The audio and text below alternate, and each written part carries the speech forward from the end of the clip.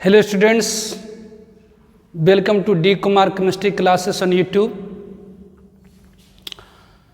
तो आज हम लोग ज्योमेट्रिकल आइसोमेरिज्म का सिन और एंटी नोमेनक्लेचर पढ़ेंगे। तो प्रीवियस वीडियोज में हम लोगों ने nomenclature of geometrical isomers of alkene and cycloalkane पढ़ा। First one cis trans nomenclature and second one ZE nomenclature. Cis trans nomenclature में हम लोगों ने पढ़ा कि यदि सेम सब्स्टिट्यूएंट सेम साइड में हो, रिस्ट्रिक्टेड एटम पर अगर सेम सब्स्टिट्यूएंट सेम साइड में हो तो ज्योमेट्रिकल आइसोमर कहलाता है सिस फॉर्म की, अगर अपोजिट साइड में हो तो वो कहलाता है ट्रांसफॉर्म की। फिर जेड ई नोमेनक्लेचर हम लोगों ने पढ़ा कि यदि सेम प्रायोरिटी की सब्स्टिट्यूएंट्स, रिस्ट्रिक्टेड एटम पर सेम प्रायोरिटी की सब्स्टिट्यूएंट सेम साइड में हो तो वो जेड फॉर्म कहलाती है, और अपोजिट साइड में हो तो ई फॉर्म कहलाती है। प्रायोरिटी डायरेक्टली प्रोपोर्शनल होती है एटॉमिक नंबर के। In case of same atomic number, जिसकी हायर मास नंबर होगी उसकी ज़्यादा प्रायोरिटी होगी। और for priority of a group we use concept of first atom second atom. अगर कोई ग्रुप है तो फर्स्ट एटम से प्रायोरिटी डिसाइड नहीं होती तो सेकेंड एटम देखेंगे, उससे डिसाइड नहीं होगी थर्ड एटम देखेंगे, और ऐसे ही हम लोग आगे चलते जाएंगे तब तक जब तक प्रायोरिटी डिसाइड नहीं हो जाती है। प्रायोरिटी डिसाइड करने में मल्टीपल बॉन्ड को हम लोग imaginary single covalent bond assume करते हैं। इतना तक हम लोगों ने करा था। नाउ सिन और anti nomenclature of geometrical isomers of geometrical isomers. तो सिन और एंटी नोमेनक्लेचर करी किसके लिए जाती है? तो ध्यान रखें, सिन जैसे सिस ट्रांस और जेडी नोमेनक्लेचर किया जाता है, सिस ट्रांस और जेडी नोमेनक्लेचर किया जाता है geometrical isomers of alkene and cycloalkane. उसी तरह से सिन और एंटी नोमेनक्लेचर, सिन और एंटी नोमेनक्लेचर, सिन और anti nomenclature is done for geometrical isomers of geometrical isomers of what? Oxime and azo compound. Oxime आप जानते हैं वह कंपाउंड जिसमें carbon carbon double bond NOH, and azo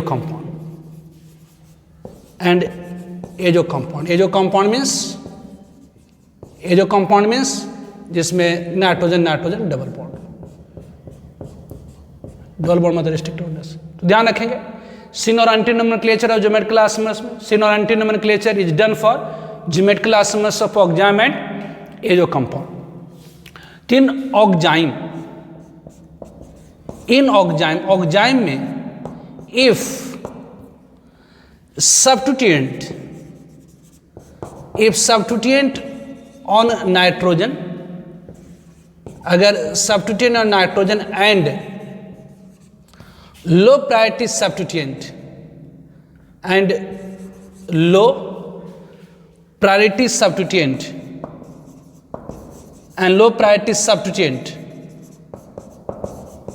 on carbon are in same side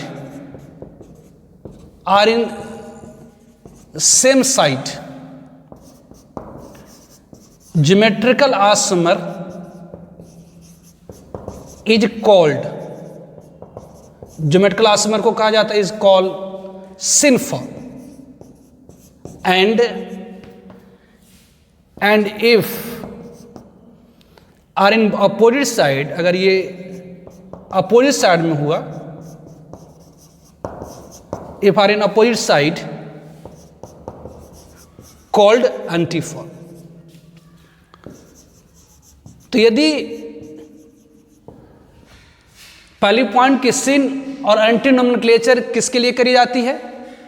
तो syn और anti nomenclature is done for geometrical isomers of oxime and azo compound. जैसे cis trans और ZE nomenclature किया जाता है geometrical isomers of alkene and cycloalkane, उसी तरह से सिन और एंटी नोमेनक्लेचर किया जाता है किसके लिए? तो geometrical isomers of oxime and azo compound. Oxime मतलब जिसमें कार्बन डबल बॉन्ड NOH। तो ऑक्जाइम में अगर सब्स्टिट्यूएंट और नाइट्रोजन है ना, ऑक्जाइम में सब्स्टिट्यूएंट और नाइट्रोजन, नाइट्रोजन की सब्स्टिट्यूएंट होगी OH, और लो प्रायोरिटी सब्स्टिट्यूएंट और कार्बन सेम साइड में होगी तो वह ज्योमेट्रिकल आइसोमर कहलाता है सिन फॉर्म की। और अगर सब्स्टिट्यूएंट और नाइट्रोजन, यदि सब्स्टिट्यूएंट नाइट्रोजन और लो प्रायोरिटी सब्स्टिट्यूएंट कार्बन की अपोजिट साइड में हो तो वो कहलाता है क्या? तो एंटी फॉर्म। ये ऑक्जाइम फॉर्म कैसे होती है? तो यदि किसी एल्डिहाइड को या किसी कीटोन को, यदि एल्डिहाइड को अगर हम ट्रीट करा देते हैं हाइड्रोक्साइल एमीन से, ये अमोनिया हो गया, इसमें से हाइड्रोजन को हटाकर OH, हाइड्रोक्साइल एमीन कहलाता है। तो एल्डिहाइड को अगर हम ट्रीट करा दें किसके साथ? तो हाइड्रोक्साइल एमीन से, तो ये क्या दे देगा? तो यहाँ से H2O निकल आता है, इसे H2O बाहर निकल आएगा और ये दे देगा RCH डबल बॉन्ड NOH। तो ये एल्डिहाइड है। एल्डिहाइड को अगर हम हाइड्रोक्साइल एमीन से रिएक्शन करा देते हैं तो वाटर मॉलिक्यूल की रिमूवल हो जाती है और ये जो कंपाउंड फॉर्म किया ऑक्जाइम, इसको कहेंगे एल्डो ऑक्जाइम। इसे क्या कहते हैं? Aldo oxime. एल्डो मतलब एल्डिहाइड और हाइड्रोक्साइल एमीन के रिएक्शन से है। उस तरह से अगर हम कीटोन भी ले सकते हैं, R है, C है, ये R है, ये कीटोन है। अगर कीटोन को हम लोग हाइड्रोक्साइल एमीन से रिएक्शन कराएं, है ना, कीटोन को अगर हाइड्रोक्साइल एमीन से रिएक्शन कराते तो क्या होती है? तो वाटर मॉलिक्यूल निकल आती है। वाटर मॉलिक्यूल क्या होगी? तो निकल आएगी, वाटर मॉलिक्यूल निकल आएगी। तो R को क्या देगा? तो कीटो हो जाए, RC double bond NOH, it is called keto हो जाए, कीटोन, कीटो ऑक्जाइम। तो सिन और anti nomenclature is done for geometrical isomers of oxime and azo compound. यदि ऑक्जाइम में सब्स्टिट्यूएंट और nitrogen and low priority substituent और carbon same side में हो तो ज्योमेट्रिकल आइसोमर कहलाता है सिन फॉर्म की, और यदि अपोजिट साइड में हो तो वो कहलाएगा एंटी फॉर्म की। ये ऑक्जाइम फॉर्म कैसे होती है? तो एल्डिहाइड को अगर हम हाइड्रोक्साइल एमीन से रिएक्शन करा देते तो वाटर मॉलिक्यूल की रिमूवल हो जाती है, फॉर्म करता है एल्डो ऑक्जाइम। और कीटोन को अगर हम हाइड्रोक्साइल एमीन से रिएक्शन कराते तो वाटर मॉलिक्यूल की रिमूवल हो जाती है, फॉर्म करता है कीटो ऑक्जाइम। ठीक है, नोट डाउन कर लीजिए इसको। तो एग्जाम्पल के तौर पर जैसे हमने एस्टल्डो ऑक्जाइम लिया है, मतलब एस्टल्डिहाइड और हाइड्रोक्साइल एमीन से रिएक्शन करने के बाद जो कंपाउंड बना एस्टल्डो ऑक्जाइम, एस्टल्डिहाइड में से और हाइड्रोक्साइल एमीन के रिएक्शन से। तो ये अगर एल्डो ऑक्जाइम है, आप देख रहे हैं इस कार्बन नाइट्रोजन के बीच में डबल बॉन्ड है, मतलब रोटेशन में रिस्ट्रिक्शन। तो यदि रिस्ट्रिक्टेड एटम पर ये कार्बन नाइट्रोजन, ये नाइट्रोजन पर एक OH, आप जानते हैं इस कार्बन पर एक हाइड्रोजन CH3, कार्बन की एटॉमिक नंबर ज़्यादा, हाइड्रोजन की कम। तो अगर सब्स्टिट्यूएंट और नाइट्रोजन, सब्स्टिट्यूएंट और नाइट्रोजन मतलब OH और लो प्रायोरिटी सब्स्टिट्यूएंट और कार्बन सेम साइड में हो, जान लीजिए नाइट्रोजन 3 बॉन्ड बनाता है, इसके पास एक लोन पेयर भी होती है।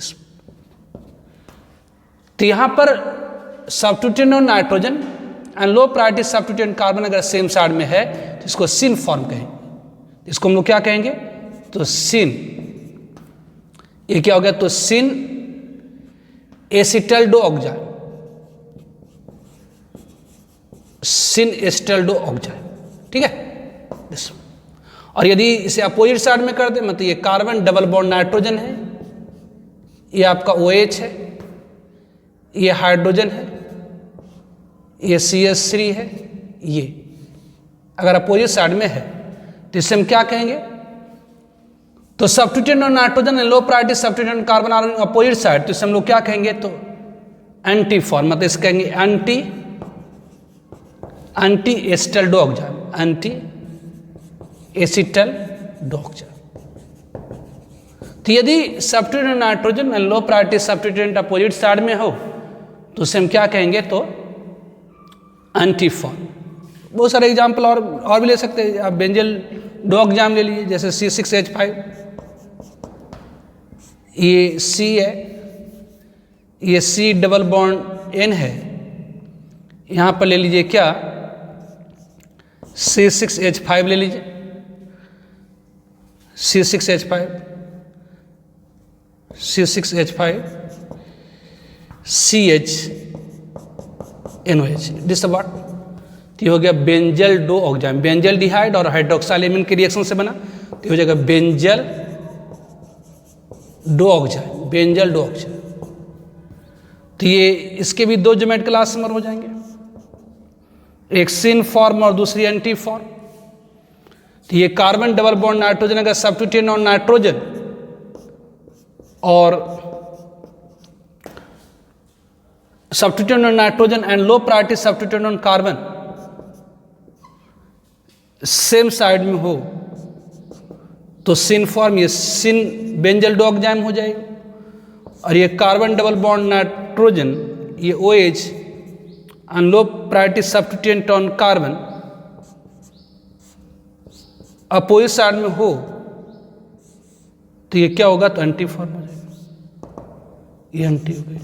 ठीक है, उसी तरह से इन एजो कंपाउंड में, इन एजो कंपाउंड मतलब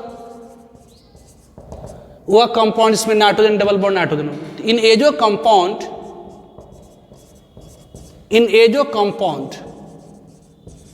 if substituent on nitrogen, if substituents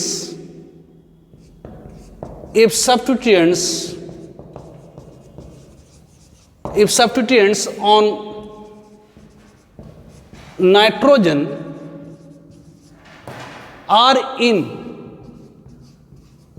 same site, GI, geometrical isomer is called synform, and if substituents on nitrogen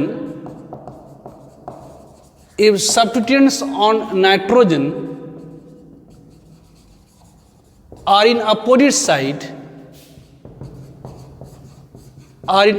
side, geometrical isomer is called एंटीफॉर्म।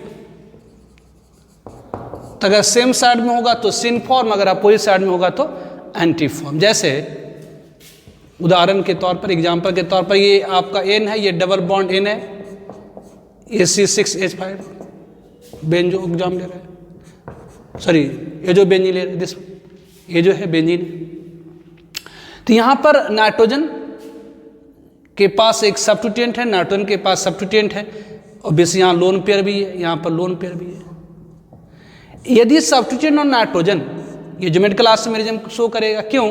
क्योंकि यहाँ पर दो एटम के बीच में डबल बॉन्ड है, मतलब रिस्ट्रिक्टेड रिलेशन है, रिस्ट्रिक्टेड एटम के पास डिफरेंट सब्स्टिट्यूएंट है, तो ज्योमेट्रिकल आइसोमेरिज्म शो करेगा। तो यदि सब्स्टिट्यूएंट ऑन नाइट्रोजन क्या है, तो सेम साइड में ये नाइट्रोजन हो गया, ये आपका C6H5 हो गया, ये आपका C6H5 हो गया। तो यदि substituent on nitrogen same side में हो तो इसे हम लोग कहेंगे सिनफॉर्म। ये जो कंपाउंड में अगर substituent on nitrogen opposite side में हो तो उसे हम लोग क्या कहेंगे, एंटीफॉर्म। तो ये सिनफॉर्म हो गई, और ये आपकी क्या हुई, तो एंटीफॉर्म। ये सिनफॉर्म और ये आपकी क्या हुई, तो एंटीफॉर्म। ये सिनफॉर्म, ये एंटीफॉर्म। तो ऑक्जाइम में यदि सब्स्टिट्यूएंट ऑन नाइट्रोजन मतलब OH and low priority substituent on carbon are in same side, जब geometrical isomer is called syn, अगर अपोजिट साइड में तो एंटी। उस तरह से एजो में अगर सब्स्टिट्यूएंट नाइट्रोजन सेम साइड में तो सिन फॉर्म, अगर अपोजिट साइड में है तो एंटी फॉर्म। ठीक है, नोट डाउन कर लीजिए। Not geometrical isomerism in cumene. तो व्हाट इज क्यूमीन? क्यूमीन क्या है? तो वह कंपाउंड जिसमें continuous carbon carbon double bond होती है। तो compound having continuous carbon carbon double bond is called cumene. वह कंपाउंड जिसमें लगातार डबल बॉन्ड हो, लगातार कार्बन कार्बन डबल बॉन्ड हो, उसे हम कहते हैं क्यूमीन। तो क्यूमीन में अगर डबल बॉन्ड है तो रिस्ट्रिक्टेड रोटेशन, तो यहाँ ज्योमेट्रिकल आइसोमरिज्म होना चाहिए। क्यूमीन में क्या है, तो डबल बॉन्ड है तो रिस्ट्रिक्टेड रोटेशन है। आपने पढ़ा है कि सिंगल बॉन्ड के बाद रोटेशन फ्री होती है। दो एटम के बीच में अगर डबल बॉन्ड आ गई या रिंग बन गया या ट्रिपल बॉन्ड बन गया तो रोटेशन क्या होती है, तो रिस्ट्रिक्टेड होती है। यहाँ पर डबल बॉन्ड मतलब रिस्ट्रिक्टेड रोटेशन। तो क्यूमीन जिसमें टर्मिनल वैलेंसी डिफरेंट हो उसको ज्योमेट्रिकल आइसोमरिज्म शो करना चाहिए। लेकिन कह रहे नहीं, cumene having even number of carbon carbon double bond, मतलब वह क्यूमीन जिसमें लगातार 2 डबल बॉन्ड है या लगातार 4 डबल बॉन्ड है, वह ज्योमेट्रिकल आइसोमरिज्म शो नहीं करता। Cumene having even number of carbon carbon double bond do not show geometrical isomerism because terminal valencies are perpendicular to each other. तो वैसे क्यूमीन, ऐसे हमें लगता है कि क्यूमीन में डबल बॉन्ड है तो रोटेशन क्या है, तो रिस्ट्रिक्टेड है। तो अगर रिस्ट्रिक्टेड रोटेशन है तो ज्योमेट्रिकल आइसोमरिज्म शो करेगा यदि टर्मिनल वैलेंसी डिफरेंट हो, मतलब इसको शो करना चाहिए। इनका नहीं, ये शो नहीं करेगा। तो cumene having even number of carbon carbon double bond do not show geometrical isomerism because terminal valencies are perpendicular to each other. ऐसा इसलिए होता है क्योंकि जो टर्मिनल वैलेंसीज होती हैं एक दूसरे के परपेंडिकुलर होती हैं। जैसे ये कार्बन है, कार्बन के आप जानते हैं कार्बन के पास 4 अनपेड इलेक्ट्रॉन, कार्बन जैसे बॉन्ड करने जाता है उसके s ऑर्बिटल में 1 इलेक्ट्रॉन होता है, एक px ऑर्बिटल में इलेक्ट्रॉन हो जाता है, एक py में हो जाता है, एक pz में हो जाता है। कार्बन के एक्साइटेड स्टेट में 4 अनपेड इलेक्ट्रॉन होती है। कार्बन के एक्साइटेड स्टेट में 4 अनपेड इलेक्ट्रॉन होते हैं। एक s में होता, एक px में होता है, एक s में होता है, एक px में होता है, एक py में होता है, एक pz में होता है। एक इलेक्ट्रॉन। तो मान लेते हैं कि इसमें से s px py ने सिग्मा वन बनाया है ना, s px py हाइब्रिड कर करके सिग्मा वन बना देता है। तो अगर मान लेते हैं कि इस कार्बन का s px और py हाइब्रिड होकर के सिग्मा वन बनाया, तो ये s px और py जब हाइब्रिड होकर सिग्मा वन बनाएगा, सिग्मा मतलब सिंगल बॉन्ड सिग्मा वन बनाएगा। मान लेते हैं कि इस कार्बन का s px और py हाइब्रिड होकर के सिग्मा वन बनाया, हाइब्रिड होकर के सिग्मा वन बनाया, तो ये s px py हाइब्रिड होकर के सिग्मा वन बनाया है, तो ये किस प्लेन में होंगी, तो xy प्लेन में होंगी। ये किस में होंगी, तो ये xy प्लेन में होंगी। मान लेते हैं कि कार्बन का s का ऑर्बिटल ps और py का ऑर्बिटल आपस में हाइब्रिड होकर के सिग्मा बना लिया है, तो ये h और cs3 क्या होंगी, तो xy प्लेन में होंगी। ठीक है। तो अब बच गया इसका pz। ध्यान दीजिए, जब भी पाई बॉन्ड बनेगा pz के बीच में बनता है। कभी भी पाई बॉन्ड मतलब लैटरल ओवरलैपिंग और सिग्मा बॉन्ड मतलब एक्सल ओवरलैपिंग। तो जब भी लैटरल ओवरलैपिंग होती है pz के बीच में हो सकती है या py के बीच में हो सकती है। तो यदि हमने माना कि इस कार्बन का s px और py ऑर्बिटल सिग्मा वन बना रखा है, तो ये इसका pz बच गया। अब इसका pz बगल वाले कार्बन के साथ पाई बॉन्ड बनाएगा, मतलब लैटरल ओवरलैपिंग करेगा। तो आपने पढ़ा है कि जब भी लैटरल ओवरलैपिंग होती है सेम टाइप के ऑर्बिटल्स में के बीच में होती है, जैसे यहाँ pz है तो pz ही लैटरली ओवरलैप कर सकता है, मतलब इस कार्बन का pz ऑर्बिटल इस कार्बन के pz ऑर्बिटल के साथ ही पाई बॉन्ड बना सकता है।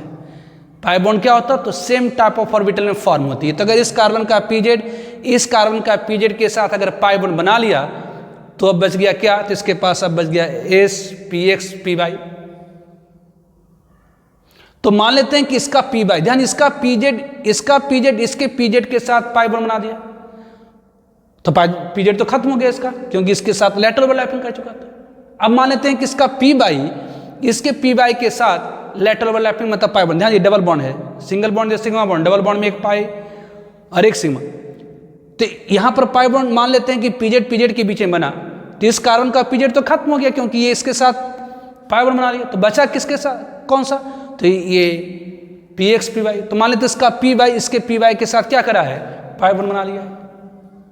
इसका py इसके py के साथ पाई बॉन्ड बना लिया। तब इसका क्या बचा, कहेंगे जिसका बचा इस कार्बन का क्या बचा, तो इस कहेंगे इस कार्बन का बचा, इस कार्बन का क्या बचा, कहेंगे इस कार्बन का बच गया क्या, तो इस कार्बन का कौन सा बच गया, तो एक s ऑर्बिटल बच गया, एक px बच गया और एक pz बच गया।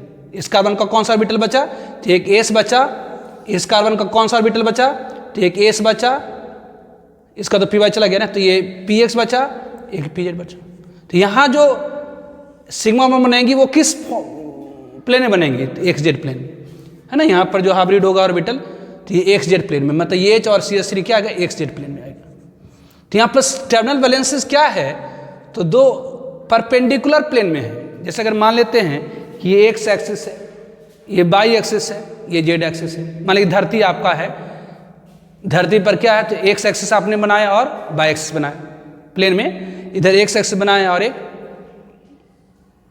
बाई एक्सिस, मतलब एक्स बाय प्लेन।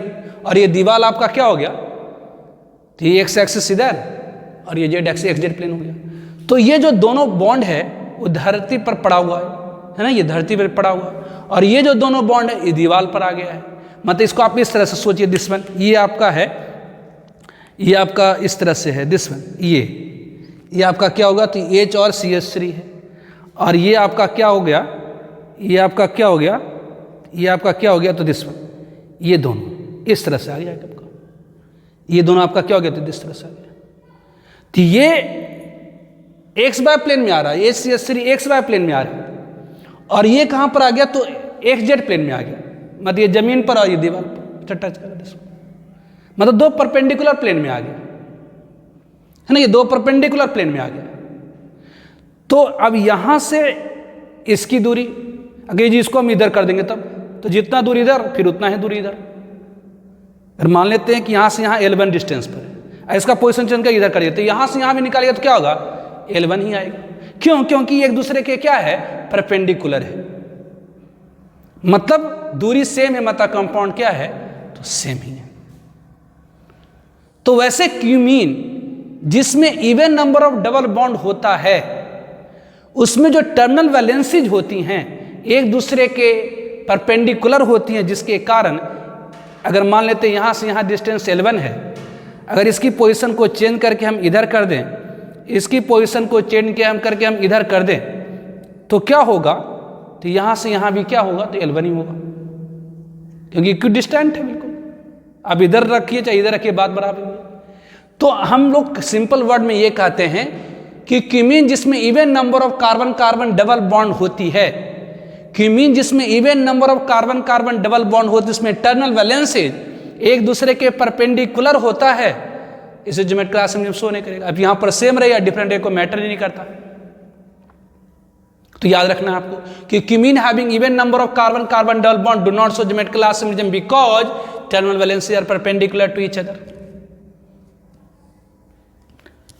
लेकिन क्यूमीन जिसमें odd number of carbon carbon double bond है, मतलब ये 1 2 3, तो वह क्यूमीन जिसमें odd number of carbon carbon double bond होती है वो शो करेगा ज्योमेट्रिक का, क्योंकि ये प्लेनर हो जाएगा, ये दोनों एक ही प्लेन में रहेगा, दोनों एक ही प्लेन में रहेगा। ध्यान रखिएगा इसको, इस लाइन को, कि क्यूमीन जिसमें even number of double bond होता है उसमें टर्मिनल वैलेंसी परपेंडिकुलर होती है, और क्यूमीन जिसमें odd number of carbon carbon double bond होता है उसमें टर्मिनल वैलेंसी एक ही प्लेन में होता है। तो क्यूमीन जिसमें odd number of carbon carbon double bond होती है उसमें टर्मिनल वैलेंसीज क्या होंगी, तो एक ही प्लेन में होंगी, तो ये ज्योमेट्रिक क्लास में शो कर सकता है यदि ये डिफरेंट हो।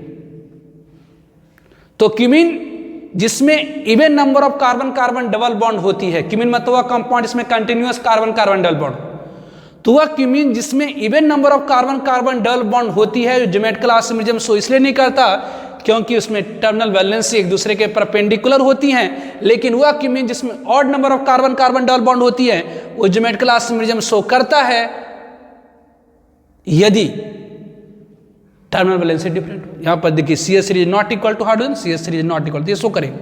यदि सेम सब्स्टिट्यूएंट सेम साइड में हो जाएगी तो सिस, ये भी तो अल्कीन ही हुआ ना जी एक तरह से, तो ये सेम सब्स्टिट्यूएंट सेम साइड में होगा तो सिस, और अपोजिट साइड में होगा तो ट्रांसफॉर्म हो जाएगी, तो ये सिस फॉर्म और ये ट्रांसफॉर्म। ठीक है, ऑब्वियसली अब इस डबल बॉन्ड को हटा करके आप रिंग भी बना दे सकते हैं, दैट इज कॉल्ड स्पाइरल। तो स्पाइरल में भी आप देखेंगे, स्पाइरल मतलब जिसमें लगातार रिंग बनता चला जाएगा, स्पाइरोस आया स्पाइरल। तो लगातार अगर डबल रिंग बनता जा रहा, तो अगर लगातार 2 रिंग बनेगा तो वो ज्योमेट्रिक क्लास में शो नहीं करेगा, लेकिन लगातार अगर 3 रिंग बनेगा तो ज्योमेट्रिक क्लास में शो करेगा यदि टर्मिनल वैलेंसी डिफरेंट हो। ठीक है, तो पहले इसको नोट करिए। तो which of the following will show geometrical asymmetry, कौन सा ज्योमेट्रिकल असिमेट्री शो करेगा? तो ये क्यूमीन है, continuous carbon carbon double bond है। तो क्यूमीन जिसमें even number of carbon carbon double bond होती है वो ज्योमेट्रिकल असिमेट्री शो नहीं करता है, क्योंकि टर्मिनल वैलेंसी एक दूसरे के परपेंडिकुलर होते हैं। यहाँ चेक ही नहीं करेंगे। यहाँ पर continuous carbon carbon double bond 2 है, इवन नंबर में है, मतलब ये शो नहीं करेगा। ये odd number of carbon carbon double bond है, ये शो कर सकता है, लेकिन तभी करेगा जब टर्मिनल वैलेंसी डिफरेंट होगी। तो यहाँ पर क्या है, तो यहाँ तो डिफरेंट है, ठीक है, लेकिन यहाँ पर क्या है, तो सेम है, मतलब ये शो नहीं करेगा। क्यों? क्योंकि ऑड नंबर तो है, ठीक है, लेकिन यहाँ टर्मिनल वैलेंसी क्या हो गई, तो सेम हो गई, इसलिए शो नहीं करेगा। यहाँ पर क्यूमीन है, लगातार 3 कार्बन कार्बन डबल बॉन्ड है, और टर्मिनल वैलेंसी क्या है, तो डिफरेंट है। यहाँ टर्मिनल वैलेंसी क्या है, तो डिफरेंट है, तो ये शो करेगा। ठीक है, तो ध्यान रखिएगा, ध्यान रखें, in cumene if continuous carbon carbon double bond, in cumene if continuous carbon carbon double bond is replaced by same और different size of cycle. Cumene में यदि कार्बन कार्बन डबल बॉन्ड को हम हटा के साइकिल बना दें, in cumene if continuous carbon carbon double bond is replaced by cycle call spiral, मतलब ये जो डबल बॉन्ड है इसके जगह पर आप साइकिल बना दीजिए, डबल बॉन्ड इसके जगह पर साइकिल बना दीजिए। तो in cumene if continuous carbon carbon double bond is replaced by cycle, वो साइकिल सेम या डिफरेंट हो सकती है, कहलाती है स्पाइरल। तो in cumene if continuous carbon carbon double bond is replaced by cycle, cumene में अगर continuous carbon carbon double bond को हटाकर अगर हम साइकिल बना दें तो कहलाता है स्पाइरल। जैसे यहाँ पर अब ये साइकिल कितना है, 2 भी 4 कार्बन का हो सकता है, 5 कार्बन कुछ भी हो सकता है, ये 3 कार्बन 4 कार्बन 5 कार्बन कुछ का भी हो सकता है। तो क्यूमीन में यदि continuous carbon carbon double bond को अगर हम रिप्लेस कर दें, क्यूमीन में अगर continuous carbon carbon double bond को अगर रिप्लेस करके हम साइकिल बना देते हैं, दैट इज कॉल्ड स्पाइरल। तो स्पाइरल ज्योमेट्रिकल असिमेट्री में शो कर सकता है, लेकिन कौन, तो जिसमें ऑड नंबर ऑफ साइकिल, जैसे एक साइकिल ये हुआ, एक साइकिल ये 2, तो इवन में है तो नहीं शो करेगा, लेकिन ऑड नंबर में साइकिल अगर होगी तो शो करेगा यदि टर्मिनल वैलेंसी डिफरेंट हो, सेम क्यूमीन जैसा ही होता है। ठीक है, तो इसको नोट करिए। तो क्यूमीन में यदि डबल बॉन्ड को रिप्लेस करके साइकिल बना देते हैं, चाहे वो सेम साइज या डिफरेंट साइज का हो, तो वो कहलाता है स्पाइरल। तो वैसे स्पाइरल जिसमें इवन नंबर ऑफ साइकिल है, जैसे यहाँ पर 2 साइकिल है, यहाँ पर 1 2 3 साइकिल बनाए हैं, 1 2 3 साइकिल बनाए, 1 2 3 4 साइकिल बनाए, तो वैसे कंपाउंड जिसमें लगातार 2 साइकिल हो या 4 साइकिल हो या 6 साइकिल हो, वो ज्योमेट्रिकल असिमेट्री में शो नहीं करता है, क्योंकि टर्मिनल वैलेंसी यहाँ पर एक दूसरे के परपेंडिकुलर हो जाएगी। सिंपली याद रखें, क्योंकि क्यूमीन से एक तरह से डिराइव्ड हो गई। तो स्पाइरल जिसमें लगातार 2 साइकिल बना हो या 4 साइकिल बना हो, वो ज्योमेट्रिकल असिमेट्री में शो नहीं करता। लेकिन वैसे स्पाइरल जिसमें ऑड नंबर ऑफ साइकिल है, जैसे यहाँ पर लगातार 3 साइकिल है, लगातार 3 साइकिल है, तो ये ज्योमेट्रिकल असिमेट्री में शो कर सकता है। तभी शो कर पाएगा जब टर्मिनल वैलेंसी डिफरेंट हो, ये तभी शो कर पाएगा जब टर्मिनल वैलेंसी डिफरेंट होगी। जैसे क्वेश्चन में कह रहा है which of the following will show geometrical asymmetry, कह रहे इन सारे में से कौन सी ज्योमेट्रिकल असिमेट्री शो करेंगे। तो यहाँ पर कितना साइकिल है, 1 2 साइकिल, मतलब ये शो ही नहीं करेगा। आपको चेक ही नहीं करना है कि सेम है कि नहीं, तो ये शो करेगा नहीं। क्यों? क्योंकि लगातार 2 साइकिल है।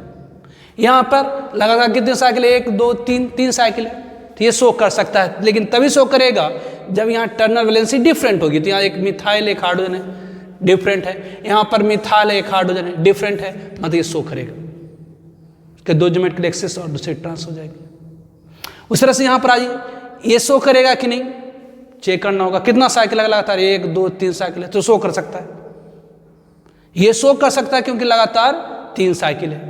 और नंबर में साइकिल हो तो शो कर सकता है, लेकिन उसके लिए कंडीशन ये है कि टर्मिनल वैलेंसी डिफरेंट होना चाहिए, लेकिन यहाँ तो सेम है, मतलब ये शो नहीं कर पाएगा। जबकि यहाँ पर क्या है, लगातार कितने साइकिल, 1 2 3 4, लगातार 4 साइकिल है, मतलब इवन नंबर ऑफ साइकिल है, ये ज्योमेट्रिकल आर्सिमिडियम शो नहीं करेगा, ये लगातार नहीं करेगा। क्यों चेक ही नहीं करना, क्योंकि लगातार कितने साइकिल है तो 4 साइकिल, तो ये शो नहीं करेगा।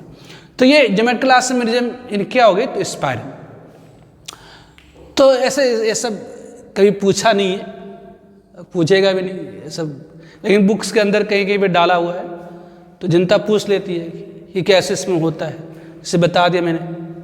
ऐसा अभी तक तो इससे स्पाइरल से सब क्वेश्चन आया नहीं है एंट्रेंस में, चाहे जे मेन हो, एडवांस हो, चाहे नीट हो। तो ये आपका ज्योमेट्रिकल आर्सिमिडियम हो गया। ज्योमेट्रिकल आर्सिमिडियम in alkene, what is geometrical isomers, condition to show geometrical arsimidium, geometrical arsimidium in alkene, cycloalkane, oxime, azo, cumene, spiral। ठीक है, तो आज रहने देते हैं, नेक्स्ट वीडियो से हम लोग ऑप्टिकल आर्सिमिडियम शुरू कर देंगे। ठीक है, तो इसको